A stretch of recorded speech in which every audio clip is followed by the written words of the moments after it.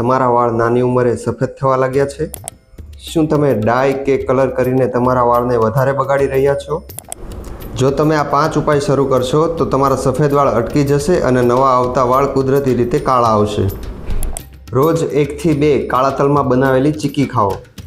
કાળા તલમાં copper, iron અને બીજા અન્ય પોષક તત્વો રહેલા હોય છે જે વાળને પોષણ આપવામાં મદદરૂપ થાય છે. બીજું, અઠવાડિયામાં 2 થી 3 વાર વાળને ભૃંગરાજ તેલથી માલિશ કરો.